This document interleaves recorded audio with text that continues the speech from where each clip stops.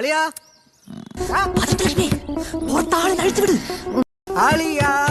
എന്താടേ ഇടിച്ചു പൊളിക്കോ?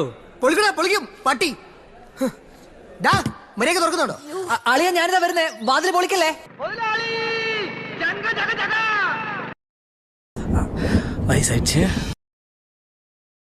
കാലിഫോർണിയയിലേക്ക് ചരക്ക് കയറ്റാൻ പോണ ഒരുവാണ്. എവിടേക്ക്?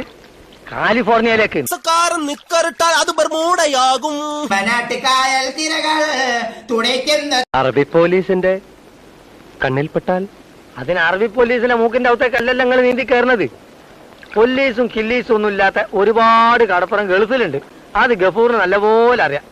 നിങ്ങളൊരൊറ്റ കാര്യം ചെയ്താൽ മതി, 2 അറബിന്റെ ഡ്രസ്സ് കരുതണം. അത് ഓമനക്കുട്ടി. ഒരാളുണ്ട് മോനെ, പൂമ്പാറ്റ ഗിരീഷ്. ഗിരീഷേട്ടന്റെ കഴിഞ്ഞ ദിവസത്തെ ഡീലിന്റെ കഥ കേൾക്കണ? നമ്മുടെ ഗിരീഷേട്ടനും പിന്നെ ഗാന്ധി സുഖം എന്ന് പറഞ്ഞ ഓഞ്ഞത്തെണ്ടിയും കൂടി സൈമൺ സാറിന്റെ കുഴൽപ്പണം ഡെലിവറിനായിട്ടെ മലബാറിലേക്ക് രാത്രി ഇങ്ങനെ പോയിരുന്നു. കുഴൽപ്പണോ? സഹിക്കുന്നതിനൊക്കെ ഒരു പരിധിയുണ്ട്.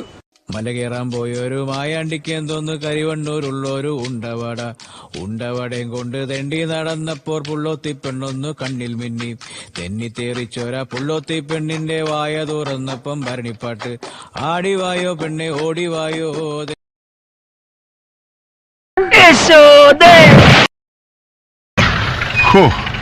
അങ്ങനെ നാടെത്തി.